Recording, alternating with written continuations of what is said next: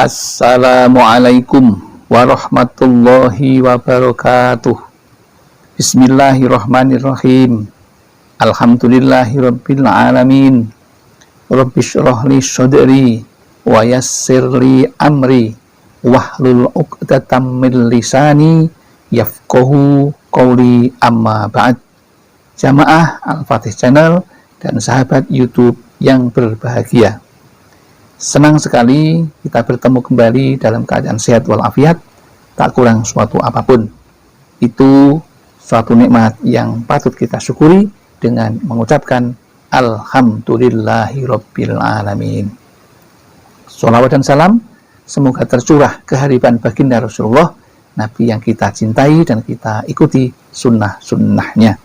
Selanjutnya ingin kami berbagi kepada saudara-saudaraku tentang suatu amalan yang sungguh luar biasa, yaitu dengan judul manfaat luar biasa bacaan Al-Fatihah 100 kali, rezeki mudah didapat, urusan lancar, bikin hidup tenang. Namun sebelumnya perlu kami ingatkan, biasakan Anda menyimak video kami dari awal sampai akhir agar Anda tidak salah paham dalam mengamalkannya. Juga jika berkenan silakan untuk like, subscribe, dan komen di kolom komentar yang ada. Terima kasih jika Anda berkenan melakukannya. Untuk itu mari kita mulai pembahasan yang pertama, bahwa surat Al-Fatihah itu merupakan surat yang menjadi ummul kitab. Mengapa demikian?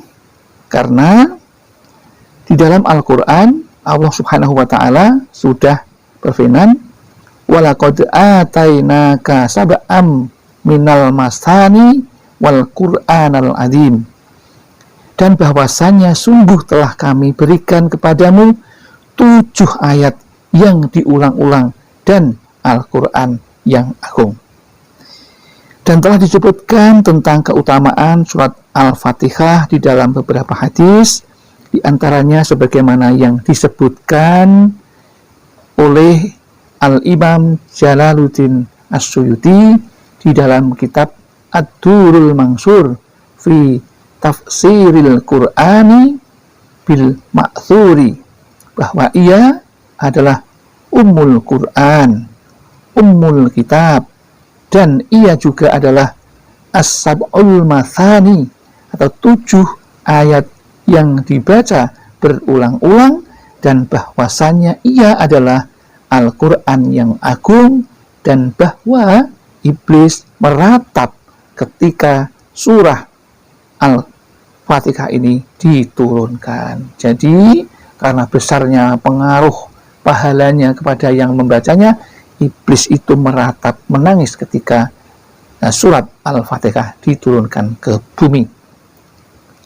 Diwariskan pula oleh As-Sa'labi dari As-Sa'bi bahwa ada seseorang lelaki mengeluh kepadanya sakit pada lambungnya, maka ia berkata, "Hendaklah engkau membaca asas Al-Quran atau dasar Al-Quran atau Ummul Quran."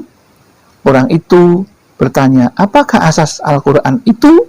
Jawabnya, "Fatihatul Kitab atau surat Al-Fatihah."